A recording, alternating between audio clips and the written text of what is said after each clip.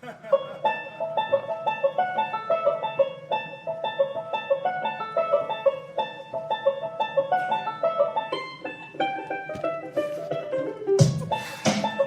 Las Vegas, Nevada, this is Pod Therapy. Real people, real problems, real therapists.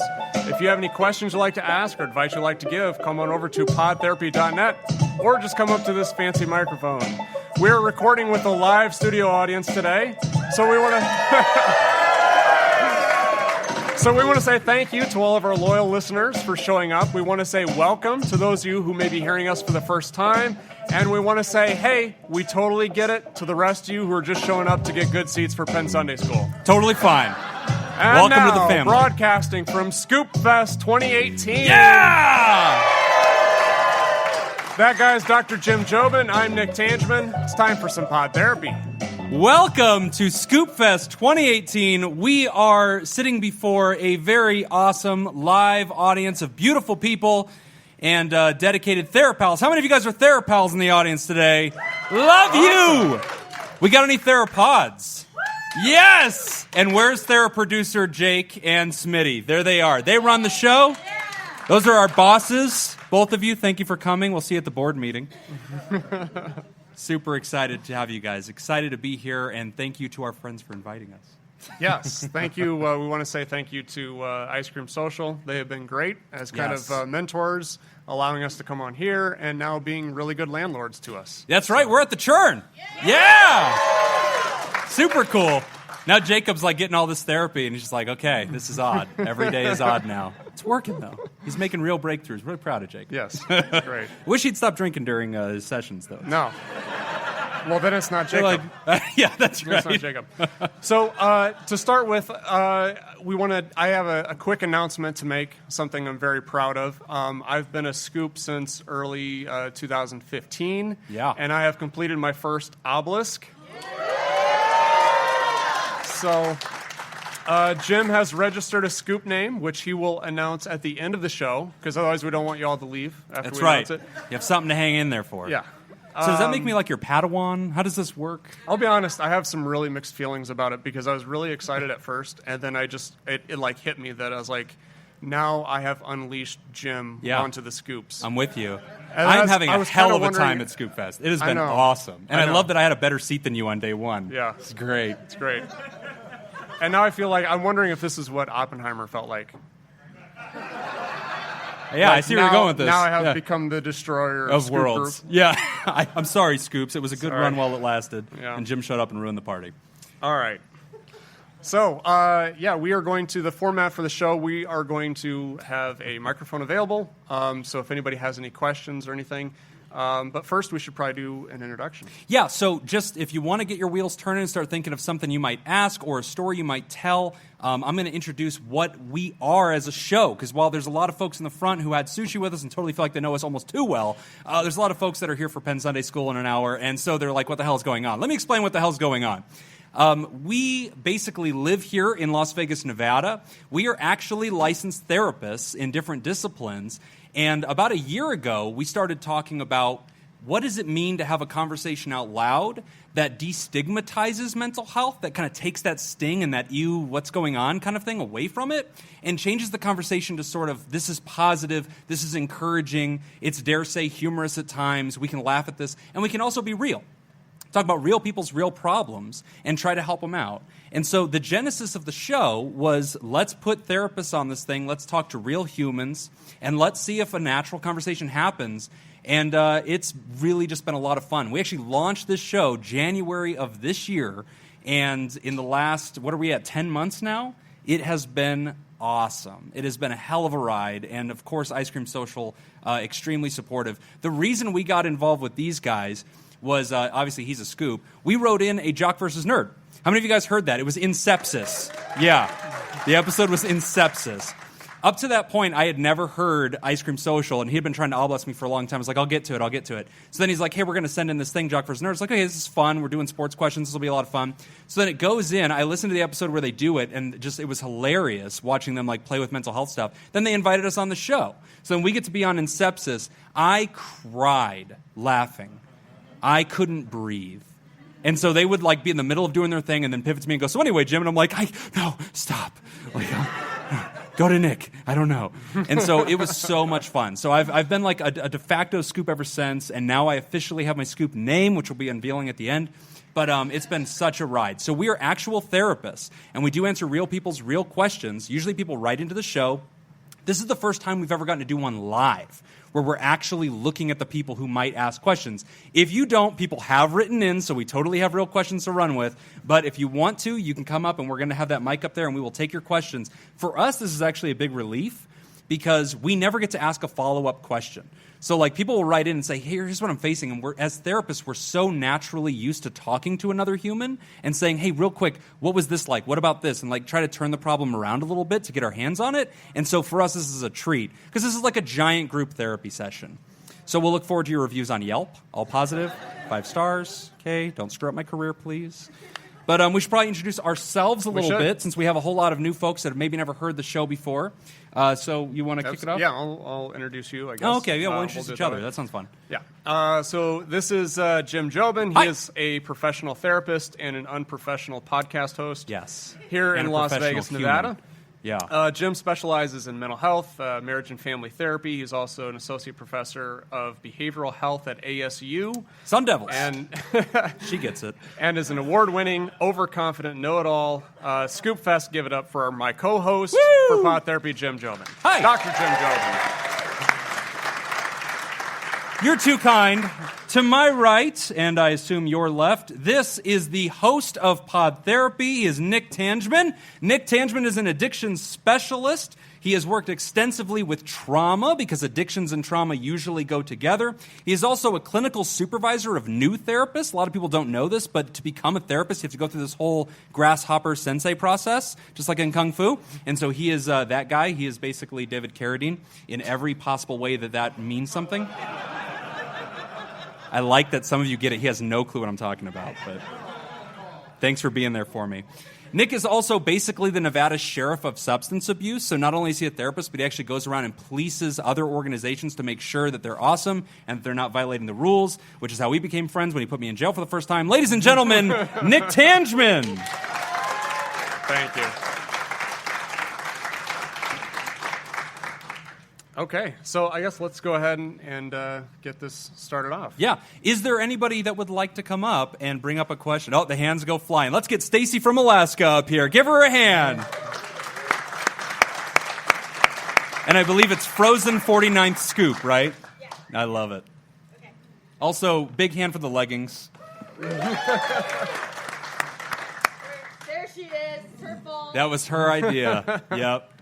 I was go ahead and pull it off, and I was pulling up to the valet at the Excalibur, and I just see this wall of people with those pants, and I was not in on that memo, but I was like, those are the scoops. So, caught the first one on. Awesome. And I never really thought I'd have something, but the Tournament of Kings really messed me up. I'm pyrophobic. Oh, wow. Oh. And That is a bad show for that. Oh, yeah. The first one was really... I'm even shaking thinking about it. The first one was okay, but thankfully David and Rebecca were there and were kind of like talking me down. There was a couple of other people around me. But the second one, bullshit. Yeah. I was gone. How do you deal... Because I was telling people, oh, my brother used to flick lip matches at me and stuff.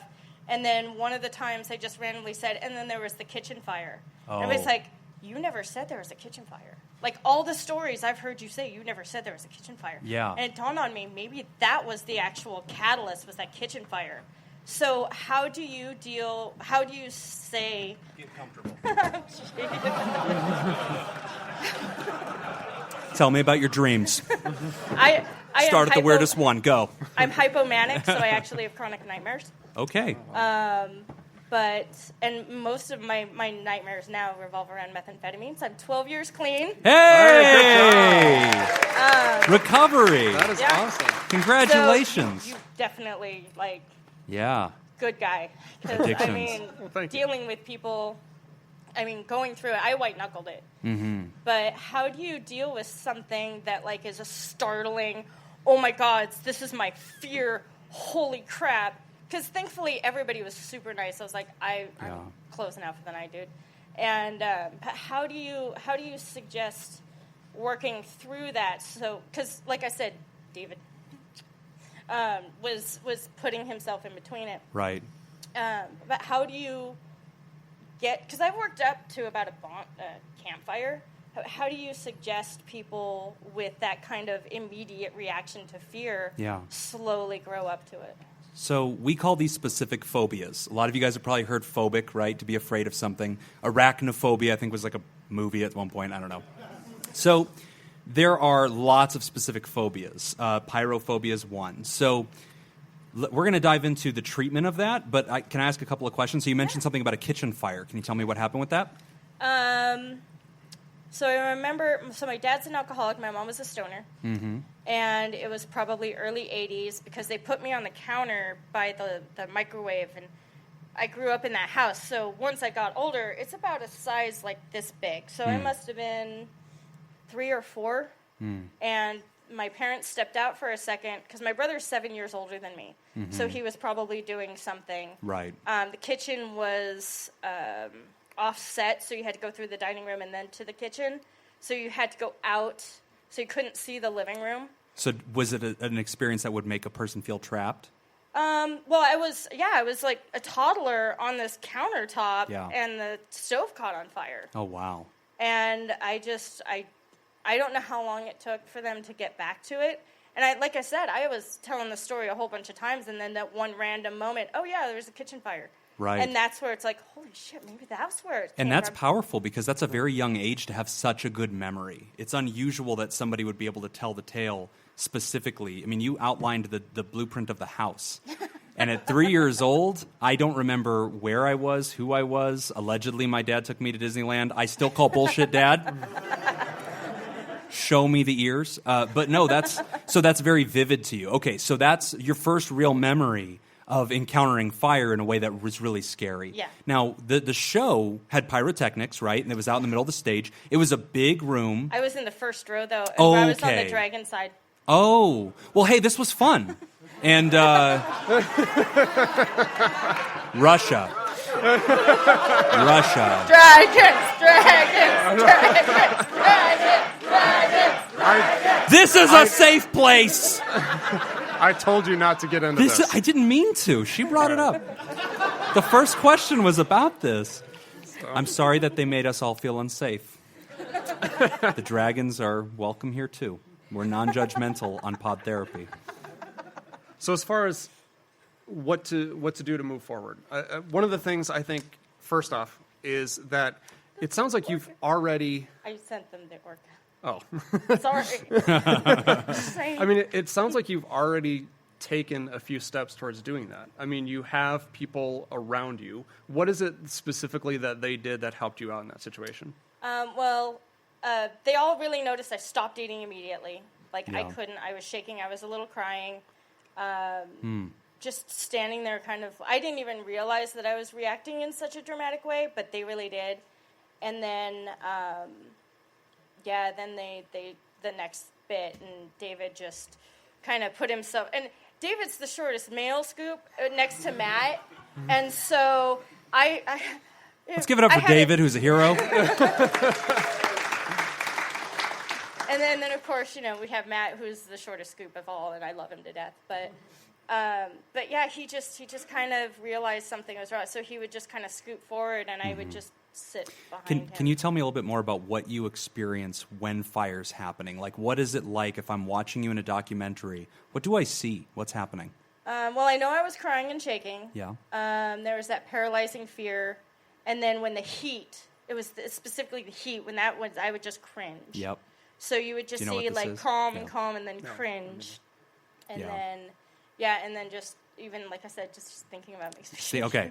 So earlier I said that there's specific phobias, right?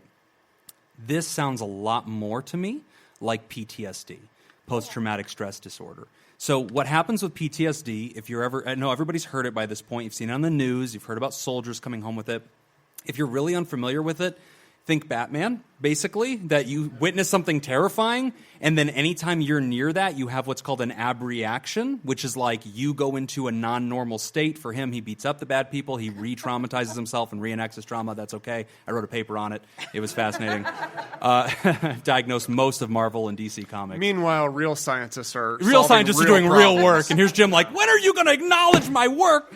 So this sounds a lot like PTSD. So in post-traumatic stress disorder, we go through something that is beyond our ability to language. It is bigger than us. And so there's a misconception out there about how trauma works. A lot of people think that trauma has to be gunshots or a bomb going off. It has to be really headline news scary. That's not true. With trauma, it is beyond your cognitive ability to language, to understand and to process. 3-year-old put in a situation that is scary, a real terrifying phenomenon, fire happening, the heat happening, being in the presence of it, and incapable of doing anything about it, incapable of really forming language at all. Now there's a haunting effect that whenever you're near that phenomenon in any way, or the thought of that phenomenon, we start to have those classic PTSD symptoms. Things like anxiety, things like paralysis, anhedonia, loss of pleasure, losing the moment, losing yourself, cold sweats. All of these are classic symptoms of what might be PTSD. So to start with, now this is actually a good point for us to note. For the State of Nevada Board of Examiners, who are, I'm sure, listening, hi Jake, we are not practicing therapy at this moment. This is an educational experience. We are only hearing out thoughts and providing psychoeducation. That is a caveat. Don't take my licenses away, please. But yeah, so I'm not diagnosing you, but I'm saying this sounds more like what I would read with PTSD. Now, there's still a phobia. There's still a fire phobia that's still there, and you're uncomfortable in that situation. But we could talk a little bit about treatment options and what we typically do with somebody who's been traumatized. Yeah, well, I think one thing I would encourage not only you, but everybody to do, because not enough people do this, is actually get into therapy. And that's one of the reasons why we wanted to do this podcast, was to remove some of that stigma, because so many people benefit from it, yet so many people are so afraid to even try it. One thing that I've worked with some folks with PTSD, especially from the addictions end, and one of the things that I try to help them deal with, some techniques. Being able to, if we look at your anxiety on a scale from like 0 to 10. Now, I'm going to backtrack a little bit, because one thing that makes this situation a little bit different is that it wasn't a situation in which you were intentionally exposing yourself to a trigger. No. Right? You didn't know that this was really going to happen when you bought the ticket. Right. Well, they said pyrotechnics, but I knew that there were fireworks, and that's fine, because I know that they're on a set path, and they're not really hot, and they're completely controlled. And also, Dragon turned out to be the worst possible place, because the dude with the fire sword, lives there. Right. Yeah, he was right in front. And the heat. He is not moving. The heat from that was intense. And there was a couple times that I was just startled. Oh my God, I had no felt idea the it was heat. going to happen. That was terrifying. So one of the things for people who are going to be constantly running into the thing that causes them stress, there's this technique that you can do where if you look at your anxiety on a scale from 0 to 10, okay, and 10 being the highest level, 0 being no anxiety at all, identify first what is your... I got it. I've done this I just want to make sure people can hear you. Fine, Jim. So identify first what is the level of anxiety that is something you can handle. It's not going to be comfortable, but the highest level that you feel like, okay, if I'm at a 5, I can be uncomfortable, but I'm going to be okay. Right. All right. Then the next thing we want to do is we want to be able to identify specific techniques. Grounding techniques are always a good one. Yes. So a couple different things that I've worked with people on is a grounding technique can be anything that takes you out of the moment, that just kind of brings you back down into reality. Because when you re-experience trauma or you're experiencing that anxiety, it's almost kind of like your brain just kind of leaves and it kind of starts to drift off a little bit. Yeah. Grounding technique is meant to kind of snap you back. So different things, like I've had some clients that will use smells, because that's just something they can relate to. So if they've got like a perfume or something that they can smell. I've had other people who will take like a rock and put it in their non-dominant hand and kind of twirl it around, feel all the little bumps, and really kind of tune into that rock. anything that's going to kind of start to bring you back down. Yeah. So then the next thing that you do is you start to practice that. And the first thing that you have to do is you have to be able to identify on a regular basis what is your current anxiety scale. Yes. So on a scale from 0 to 10, where would you say you are right now? Thinking about it, about a 3. Okay. All right. And that's excellent. okay. Good That's self-awareness, too. So, that's awesome. So now what we want to do is we want to start practicing some sort of technique that can bring you back down to maybe a 2. Yes. Or maybe a 1. All right? Allow yourself to get comfortable again, and then start thinking about it again. Yes. Okay? And then allow yourself to get up to a 3, and then use that coping technique, bring it back down. And then you can continue to do this. And then what ultimately happens, or what tends to happen for most of the folks that I've worked with, is that they start to then take control over this thing. Yes. Right? Instead of this thing controlling you, now you are taking a more active approach in dealing with it. Yeah, one of the things Nick just said, too, that I want to come alongside and highlight and zoom into, he said, allow yourself to get to a 3. So there's a form of therapy that we might do with something like a phobia called in vivo therapy. My psychology student knows what I'm talking about. And she's not my student at ASU. Don't fire me. Yet. In vivo therapy is whenever we sort of simulate the very thing that's actually scaring us. So let's say it's arachnophobia. I won't do this in my office because I am not messing with spiders, but like we might pull up a video online, right? Or I might have somebody as homework go to an actual store where they might have a tarantula and just be in the presence of that. And I want them to just notice themselves. And then that's where they're going to practice a technique like 5 sense grounding, what Nick's talking about, where I check in with my 5 senses. What do I hear? What do I smell? What do I see? Where am I? And another thing is obviously self-talk, that ability to actually ask yourself, hey, what's going on right now? I'm experiencing this show. Am I in danger? No. Is this a feeling or a fact? And there's actually lists of questions that when you go see a therapist, if they do cognitive behavioral therapy, they will walk you through and teach you to kind of do for yourself. Now, of course, the most important thing if you actually sense that kind of reality is what David did. Remove yourself from the situation. And that's something that I want everybody to know. A lot of people come into the office and they'll ask us about anxiety, phobias. I've had a lot of people work with phobias. And I want them to know you have permission to be afraid of this for the rest of your life. I have phobias. I cannot do anything medical, which is very ironic. Like, why is this happening? So, like, I cannot do ERs. I'll go see patients in ERs. That's pretty common. I guess I'm, like, mission-focused when I'm there.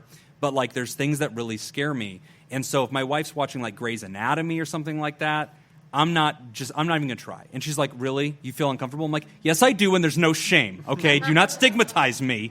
I'm going to go play a video game. And so, like, that's what I'll do. So you also give yourself permission to remove yourself from it and wait to come back until that part of the show's done. But I think that's important, too. Grounding technique's important. In vivo is something we can do with supervision. And then also giving yourself permission to pull back, I think, is really important, too. And I would say, too, if you do decide to go into therapy, then that's where you're a therapist. I mean, we're just giving you information, some all stuff education. to start with. Yeah, but I would encourage you if you have a therapist or if you're going to get into therapy, your therapist can kind of work with you on that and give you some homework on a daily basis. Yeah. And huge congratulations on your recovery. Thank you. That's awesome. Give her a hand. Thank you. Thank you, Stacy. And for the medical board, no money has exchanged hands, so they're not my therapist. No informed consent was signed, Jake. Get off me. He's the president of my board. And he was on the show. So I feel like he's if I'm going down, he's going down with me at this point. Yeah, he knew. So feel free to walk right up to the stage. I saw a bunch of hands pop up. Or you want to form a line, too, you can do that. Yeah, go for it. Then that actually gives us a better better idea of like how to budget time, too. Yeah. Hello, sir. What's your name? Manfred. Hey, nice to meet you. All right. So I love what you guys are doing about trying to destigmatize mental health, because if it was physical pain that people were having, you would say, I'm pretty sure your arm is broken, you should go see a doctor. Yeah. And someone would say, no, I'm fine. I don't want Doctors are anyone weakness. I'm going to do push-ups in the garage. Yeah, so I don't want my boss to know that I'm, have an injured arm. Right. Stuff like that. But if someone says, I've been having these thoughts, having depression, yada, yada, like, oh, well, you should get help. And what do you think I should do? And it's like, Right. Reruns of Frasier? Right. So, Frasier, who definitely had no part in the conception of this show. So my question is, the same way that like we have first aid and medical responders and family doctors and neurosurgeon, and there's different tiers of physical health. Right. What's a breakdown of some of the different tiers of mental health? Because you guys have mentioned things like life coaches who don't necessarily need any type of certification, and then you guys bring up your certification boards and PhDs, different degrees that you can have and specializations. What's just, in general, how is the medical health situation structured? Yeah, mental health. Yeah, mental health. Yeah, yeah, that's a really good question. And actually, this is something that's continuing to evolve. So, part of my job working for the program that I work for, Pod Therapy, right? No, my real job. Assertive community teams are a new thing that's starting to come up, where we're actually looking at communities forming multidisciplinary teams to help individuals in their own home. So instead of a person having to go to their doctor for medical management and then having to go to get help for employment and then having to go to a substance abuse counselor, then a mental health therapist, you've got one team full of people who will travel and will actually come to the person. So that's kind of a new thing that's happening in Nevada, and I'm guessing if we're starting to do it in Nevada, it's been around every place else for like 15 years, because we're way behind the rest of the country. Yeah, in everything. Yeah. Right. And there's actually mobile crisis units are something that's starting to pop up now too. So mental health is now starting to become a more present force in law enforcement, EMTs, with firefighters. They're now actually considered part of that team. So that's kind of that first line of defense. And that really is kind of crisis management at that point. Yeah. Right. And there are different disciplines, too, and different levels, too. Because, you mentioned like things like neurology and things like that. So here's a quick like primer breakdown, and we do this at the universities a lot too, and explain like here's all the different jobs you can have. So okay, a psychiatrist is a medical doctor. Okay, they went to regular old medical school, and then when they were done with medical school, they did a residency in psychiatry. So they followed around somebody who's a psychiatrist. A psychiatrist isn't going to listen to your problems unless like they have all the time in the world, which never happens. They treat you the way a regular family doctor does. You walk in, you get like 20 minutes of their time. You say I have anxiety, they're like, pills! And so they will get you pills, and they can write you a script. There's value to that. A lot any part of your treatment. We don't have any psychiatrists in here, do Anybody we? Okay, we're safe. Right. So, yeah, so he said that one hand goes up. Hi, Dr. OKK. Anyway, so who is a real doctor and a really nice guy. Okay, so that's a psychiatrist, right? A psychologist who has a PhD in clinical psychology, they do psychotherapy, as does a licensed clinical social worker or a marriage and family therapist or a licensed professional counselor.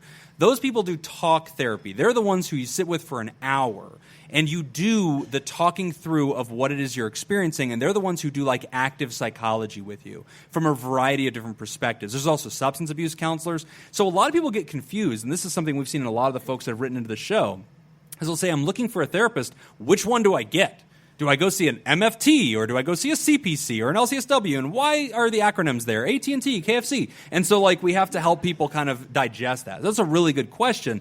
There are therapists at the bachelor level. Here in Nevada, we have certified alcohol and drug counselors. Is that? And these are the folks that are substance abuse counselors at the bachelor's level. Most therapists have master's degrees. Some will go up to doctorate. If you're seeing a therapist who has a master's degree and a clinical license in your state, you're in good hands. And they should have 5 stars on Yelp. I think that's important too. But that maybe destigmatizes. Does that kind of answer your question as far as like the mythology of what levels there are? I'm just interested if someone feels like, they're having some intrusive thoughts, but it's not to the point where they're thinking about, taking action or anything. Right. Like what's some of like the first aid, Band-Aid, like local pharmacist information. Well, yeah. Like the lower tier of mental therapy. health. Yeah. Okay, so I guess lowest basement level. The basic Get level a is sitting down with a friend and being able to talk honestly about that, and that's wonderful for mental But this health. goes to a greater point. This is why everybody needs to learn mental health first aid. If right now I keeled over, like half of you have a card in your wallet that says you know how to save my life with CPR. I think that mental health first aid needs to be something everybody's trained in, because if your coworker comes to you and they're having problems, you should be able to kind of not necessarily kick them up to a therapist, but like triage it and like do something, have some kind of response skills. But unfortunately, we don't live in a country that takes that seriously. So I guess what I'm kind of hearing you say then is something between just going out and grabbing a beer with my friend versus going to a therapist. Yeah, is there something that kind of middle that exists below the bachelor's degree level? Yeah, I mean, there's life coaches. I mean, and that's I'm uncomfortable saying try that. Yeah, but life coaching is a phrase, and I believe in life coaching. I know a lot of life coaches, and I like the ones who respect the boundary. And they know they're non-medical. They have nothing to do with mental health. Their job is to provide wisdom and guidance as you try to have success in your life. But the question is there something at a subclinical level? Yes, every state's different. Like here, Nick, we have PSR, BST, so psychosocial rehabilitation and behavior skills trainers. And so those guys would be bachelor level or under bachelor level. And under the guidance of a therapist, they can work with you and try to troubleshoot some of those life problems and do things like, but use the great word, intrusive thoughts, which tells me that you're one of those who actually read psychology. So intrusive thoughts is whenever you keep getting that idea in your head, a sticky thought. It's uncomfortable. It's troubling. And it just pops into your mind. You're like, why can't every time you're taking a shower, how many of you guys have had that memory of whenever you were in 5th grade that you did something embarrassing? Okay. Nick has a great theory on that about how to get over that, by the way. Remember that because you helped me with that. Because you were like, how many times have you thought about other people's most embarrassing moment? Oh, yeah. Yeah. Right, yeah. Never. Never. So nobody's thinking about yours. But I do think, though, that I guess kind of getting back to this question is I don't think that there's any problem too small for a therapist. Yes. That would be my advice to you is I would say just go visit a therapist and try it out. There's a lot of times where, there's at one point I was seeing a therapist and the issue that I went in there to see a therapist for turns out wasn't really the issue that was bothering me at all.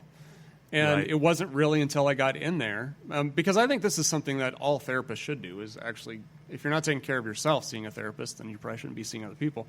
But I think that's one of the things that surprises people is that you feel like, this is not significant. It's not that big of a deal. Good point. But really, once you get in there and you start talking, then your self-awareness improves. And then it starts really bringing well up said. all these other things. And the world starts to make sense in a way that it didn't before. Okay, Yeah. so just to labor the metaphor until it's chapped and bleeding. Please. So This is hot.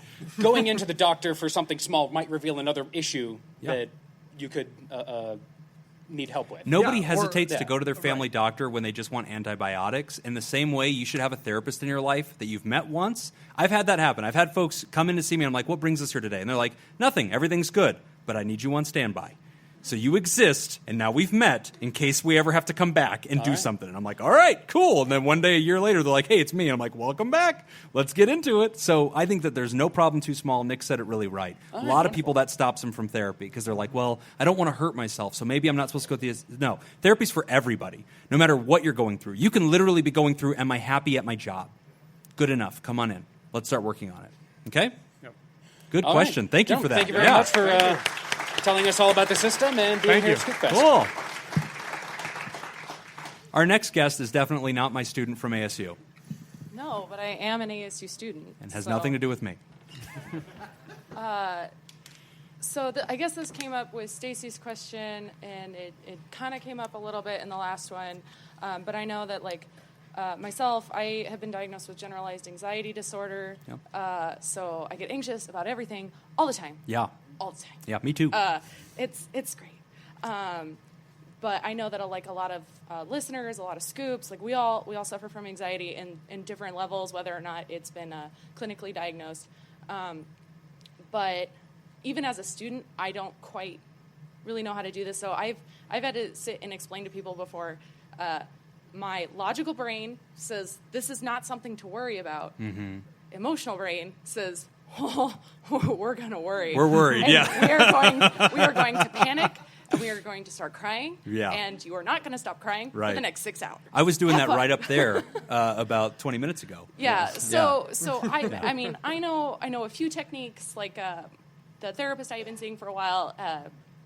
Because one of the things, because I have been in some very serious accidents. I've almost died twice. Oh, wow. Before the age of 18. Mm-hmm. So, I'm terrified of dying, even though I know it happens to everybody. Mm-hmm. So one of the things she would do is say, okay, well, you're not dead now. CBT, let's focus on the Be in the now. texture of Right. your pants. How does that feel between your fingers? But sometimes it doesn't work. So for those of us that may not work, how would you suggest people with anxiety that know, okay, logically, I know I'm okay. This is not something to be upset about. Right. Like, how do you do that? That's a great question. So I live with generalized anxiety disorder. And when Nick and I work together at rehab, I don't know if you've ever known this, but addicts can be intense, and especially when they're in the beginning of rehab. My mother is diagnosed manic bipolar, Okay. and she's a meth addict. There it is. So you've yeah. seen some stuff. I've seen some stuff. I've seen those people when they stop getting their meth, and it's awesome. So I've had intense experiences, right, even at work, and there's been times when I've walked into Nick's office and said, hey, I'm your next patient. And he's like, what? So we've had to work on it. The best work that I've done personally for my generalized anxiety disorder, first off, medication's okay. There's a lot of people that have a really big fear about medication. And I don't want you to have that, especially when we're talking about anxiety and depression. SSRIs are so mild, and it's okay to do that. I don't think that's the solution. I think it can be part of the solution, the toolkit. But for me, the most important thing I ever did was cognitive behavioral therapy and learning how to identify what is triggering me, what is my automatic thought, what is happening to me, what am I really afraid of, what's the meaning of this? Because it's usually not the thing. It's usually not I'm out of milk. It's usually the meaning, right, or the emotion of it. And Nick does a whole workshop on this, which one day we're going to get on tape, because it really helps me. Like, I'll go to him. He's like, Jim, what's the meaning of this? And I'm like, this. And he's like, okay, let's do some self-talk, right? What's the worst thing that can happen? Can you technically live through that? Is there another way to look at this problem? If you had a friend right now, what would you suggest to them? What would you talk them through? And then can we put the thought on trial? Is there evidence for this thought? And whenever I do that self-talk and I walk myself through those questions, my anxiety ticks down a little bit. And I keep doing that until I'm in a safer place. And the more I do that, I find that my brain rewires itself, which is a phenomenon called neuroplasticity, where it actually becomes less and less vulnerable to anxiety over time. So CBT, I know for me, speaking just in my personal experience as a patient, has been extremely powerful. And it's usually what I pass on to my clients as well. Right. Are you familiar with the CBT triangle? Anybody? Okay, so basically, I'll just go through this Not just to really be confused quick. with Brett Kavanaugh's triangle. Too soon? So the CBT triangle, think of it obviously as a triangle, where you've got your thoughts, you've got your emotions, and then you've got your behaviors. Yes. And between each of these is arrows going both ways. So the idea behind this is that by influencing one of those, you automatically influence the other two. So if we were to take like depression as an example, so if I'm feeling depressed, if I'm suffering from depression, my thoughts may be things like I'm worthless, life's miserable. My emotions are going to be just sadness, depression, obviously. My behaviors might be I'm going to stay in bed all day. Right. So the idea is that we don't have to change all three of those. We pick one, we make some change, and then we see how that affects the other two. So maybe for me, I always start with my behavior because for me, that's just the easiest thing for me to attack. So I may feel depressed. I may have depressing thoughts, but I'm going to force myself to go outside and go for a hike. Yeah. And then by doing that, my thoughts change, and then my emotions change. Yeah, and I like, for me personally, I've done stuff like that. I know for me, a lot of it, and I'm doing it a little bit right now. Good job. My physical response is to immediately start crying. Like, it'll be, hey, I need to tell my boss about the potluck next week, and just the fact that I have to go talk to them, Right. tears. And that's something that I've dealt with since I was a kid, dealt with parents going like, I remember being in like the first grade and them being like, you're 7 years old, stop crying. And so like, how would someone deal with something like that? Okay. Like, right. So that's something I want to point out because what you just said there was really important because what you've attached to this now is you've attached a meaning to it. Yes. Okay, so you automatically have a negative connotation to crying. So when I'm crying, this means something bad. Means I'm not a grown-up. I'm an adult. I shouldn't be doing this. I shouldn't have all this. So you're basically, when you're doing that, you are creating this situation. It's kind of a no-win situation for yourself, right? I think the first thing that we need to do is we need to attack that thought because that thought is, let's take that to court. Is it okay for an adult to cry? Yes. Absolutely. We all do it. It's a natural emotion. It's a natural response. So that would be my suggestion. So if you're currently working with a therapist, bring that up and ask, start talking about that. Start talking about this meaning that you've attributed to your emotions. Because I really feel like once you've attacked that, then you kind of start to allow yourself to feel emotion, and then now you start taking control of that. Instead of the emotion controlling you, you start taking control of that emotion. Yeah, and that's something I want everybody to be doing. Anxiety is the most common thing that humans experience, and the other half of anxiety is usually depression. It's very rare that, in my experience, I see it siloed as only one thing. They're usually two sides of the same coin. And so this process of self-examination, putting thoughts on trial, wondering what's a feeling, what's a fact, being curious, self-talk, this is all part of a package of things that we might do in therapy. And asking myself, what's the meaning of this to me? What does this mean? Like that concept of crying. I sure as hell hope it's okay for grown-ups to cry. I have a 3-year-old. I cry during Mulan, okay? At the end, whenever, she gives the sword to her dad, I was like, baby, it's okay. Daddy didn't care. So, yeah, I'm getting yeah. I love my daughter. That's the point. So, but that's something that's so huge. And I just want to thank you as well, because as somebody, one of the things we keep bringing up, the drum you're always going to hear us bang on Pod Therapy, is we want to be approachable. We want it to feel like, okay, I've heard 2 therapists now. I think I have a good feeling for what it's like to sit down with one. We're very natural people, but also we've been to therapy, both of us. It is required in the state of Nevada that every aspiring therapist go through 2 or 3 years of supervision, which is therapy. Okay, and they're required to do that one-on-one. So Nick is a therapist to other therapists for them to become a therapist. And so that's actually a requirement. So therapy is something, again, there's no thing that's too low that you shouldn't approach this, and there's always some good self-work to do. Even if it's not causing that clinically significant amount of distress, it's not ruining my life. If it's something that's a challenge to me, it's okay to address it. And I know that you're aspiring to be a therapist one day. At least I'm trying to nudge you in that direction. No, I definitely leaning towards. And this is something you're going to get to therapy. work on. Yeah. It's going to be awesome. And so as you pursue that profession, you're actually going to be put into therapy so that you can challenge yourself in these ways and grow. It's going to be awesome. Yeah. Thank you for your question. Yeah, thank you so much. Give her a hand. Thank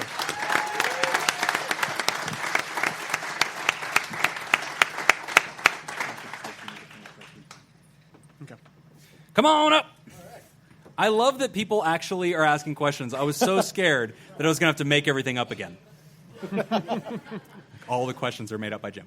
Well, Fred, thank you for letting me come up. I've got a question about a particular therapeutic tool that I had heard about a few years ago that by this point may be bunk. I don't know. What's your name? Leon. Hi, Leon. Eye movement desensitization and reprocessing. EMDR. And its efficacy in addiction treatment. Yeah. I was curious if is it used or how does it work? I mean, it sounds crazy to me that it's a tool. Let me do this. I'll explain what that is, and then because trauma and addiction, we can kind of take it from there. Yep. So he's asking about this. He's saying, hey, I've heard of a specific technique called EMDR, and that stands for eye movement desensitization. I believe it's retraining might be the last one. The R? I don't know. Anyway, so here's the idea. Yeah, reprocessing. So if you want to do EMDR, here's essentially what I'm going to have you do. If you come to me, EMDR is good for trauma, okay? And I've done this. I don't mind this technique. It has its value. I have patients that are listening to this podcast like, yeah, you made me do that last week, Jim, so it better damn well be good. Okay, so here's the deal. So basically, we have 2 hemispheres of our brain, right? And so there's this ability when we're trying to help somebody process trauma, because trauma has this automatic response. It's like my instincts are in overdrive, and I want to protect myself from things that are actually not endangering me. Remember the question about fire earlier. What we might have a person do is have them teach us about the trauma history in their life. So if you're Bruce Wayne, I'm going to have you tell me the story of what it was like that fateful night whenever you lost your family, and you're going to tell me that story of that trauma in our session. While you're doing that, I am going to stimulate both hemispheres of your brain strategically while you're telling the story. And that's the fundamental theory of EMDR, is that by stimulating each hemisphere of the brain bilaterally while they're telling the story, it metabolizes the energy of the story so that their brain is starting to process and file the data differently. And by doing that, it can take away some of the sensation of pain and fear that may be associated with the trauma. So how do we stimulate somebody bilaterally? Usually, it is with eye movement desensitization. How does that work? Everybody watch the bottle. I'm going to bill you for this. So if you're in a session with me, I may be holding something, I may be holding up a finger, and while you're talking, I'm going to move that across your visual plane so that your eyes have to follow me. And if that's happening, every time your eye crosses that center point threshold, a different hemisphere of your brain takes control. Another thing we'll do is we'll put little paddles in your hands that kind of shake, and you might be talking while you're doing those, and those things will move. I usually give my patients plastic spoons because I don't have the arm strength to do this. And so they'll hold up plastic spoons one at a time while they're talking, and basically we're doing that process to help them better file that system of thought and help them decrease the pain of the trauma. But his question is, does this have power in addiction? It was invented for trauma, so what its application to addiction is actually very meaningful because of how often those two go together. Right, and I guess that was what I was going to say. Is I mean, hearing Jim describe it, it sounds like witchcraft. But it actually, it is. It is. But as there's far a code as for it, I can bill. As far as the research has been overwhelmingly supportive in its effectiveness. Yes. I don't really know of anybody doing it specifically for addiction. I know people using it for trauma. Yes. And they usually, so I guess the folks that I know that have addiction, they're not going and using it for addiction. They're doing it for trauma. Because trauma is so closely tied to addiction. Yes. I really don't know of anybody, at least that I've known of, not that is for used it addiction. Strictly for addiction with no history of trauma. And it wouldn't be indicated. You actually wouldn't use it for addiction. So, right. But trauma and addiction go together so frequently. Sometimes people are traumatized before they discover a drug or alcohol, and that's part of the process of this delinks me from my reality and it gives me a measure of freedom, right?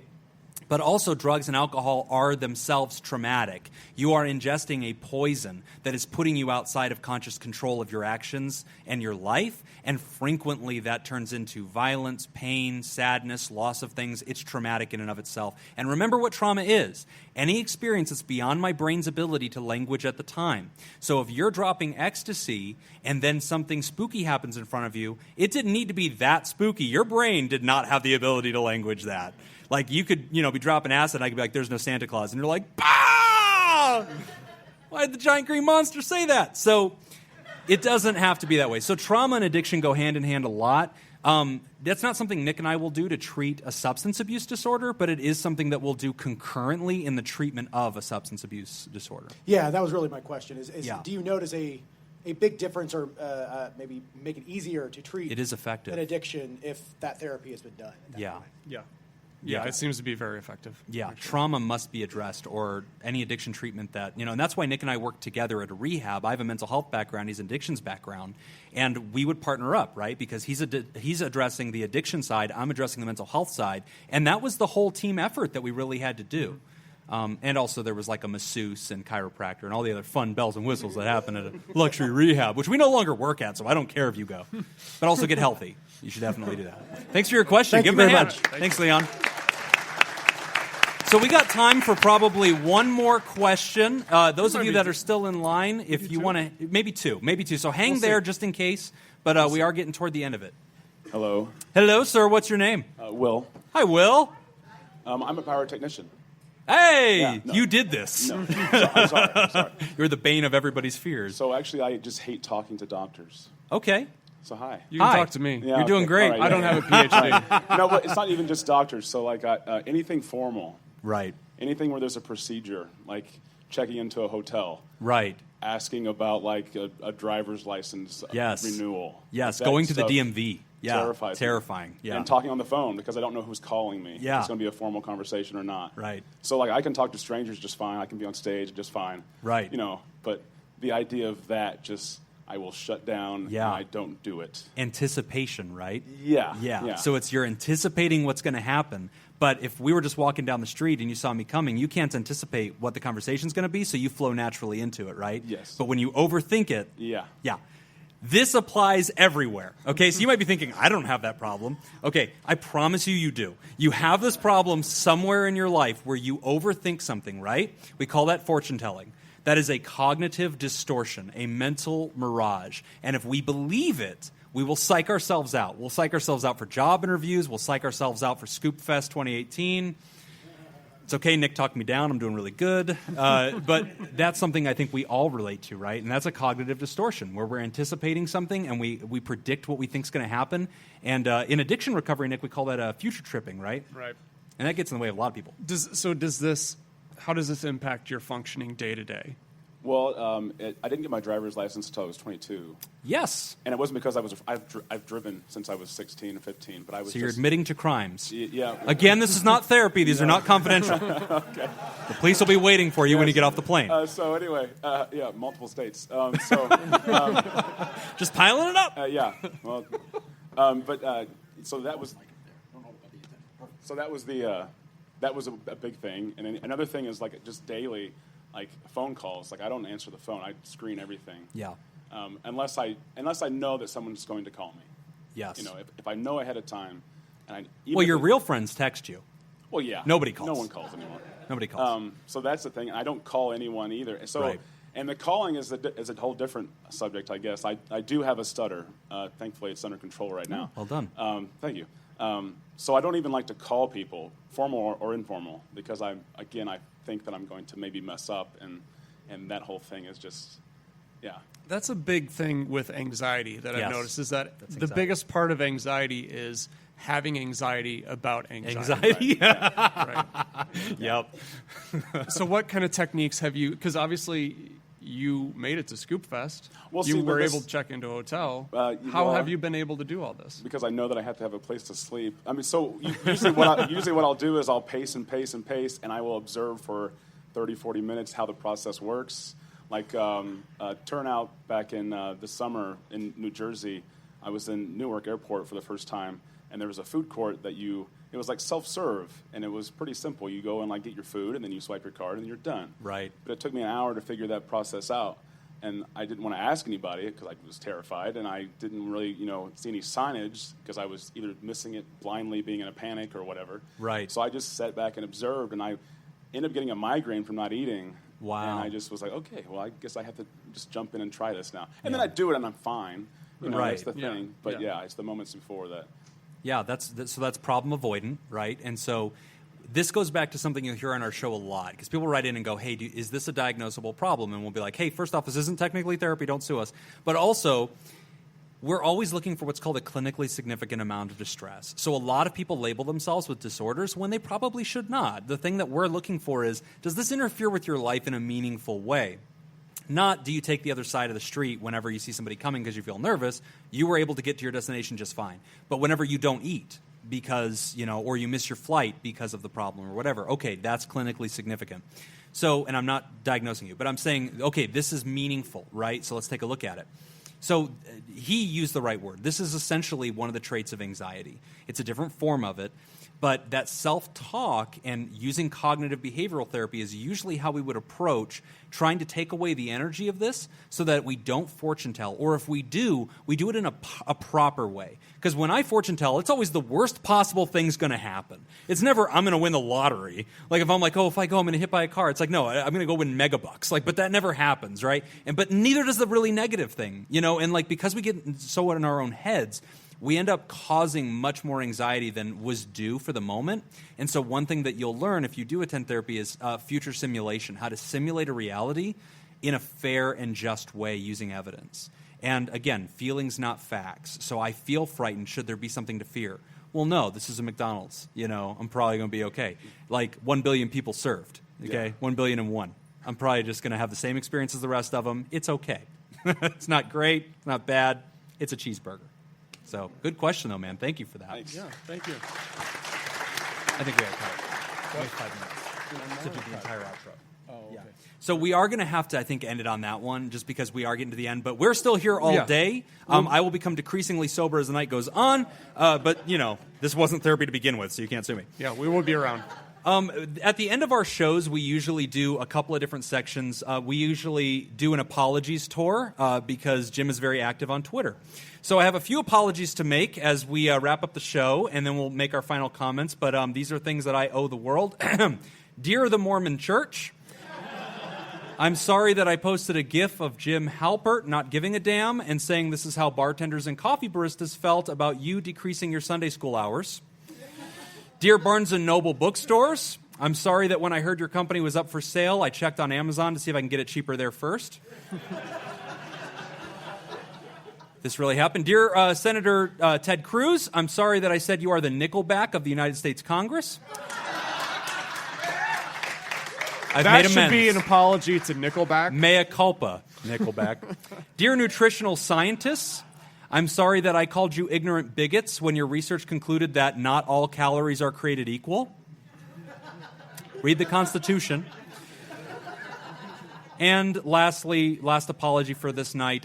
Dear scientist who contracted hepatitis E from a lab mouse, I'm sorry I implied that your accident was the result of a workplace romance. I have apologized, and more will eventually come. Notice I'm not laughing because all of those are real. Check my You Twitter. didn't make those up. That That's Sin actually City Shrink. happened. Feel free. All right. And we want to thank our TheraProducers. We got Smitty Scoop. Give it a hand for Smitty. We got Jake Schneider back there. Woo! We As want to well- thank all of our Therapods in the audience. We love you guys. We want to thank our THERAPALs as well. And we want to thank Paul Mattingly for coming up with THERAPALs, because that was his idea.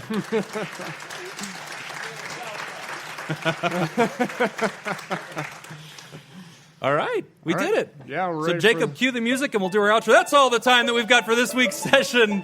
Thank you to our new landlords, Ice Cream Social Podcast, and thank you to all those who contributed to our show today. We really appreciate it. Remember, pod therapy isn't something you should keep all to yourself. Help us reach others by sharing this episode. You can find us at facebook.com/podtherapy or on patreon.com/therapy.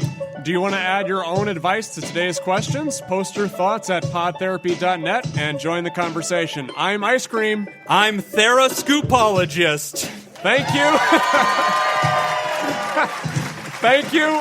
And we will see you for your next appointment next year at ScoopFest 2019. 2019! Thanks, guys. Thanks so much.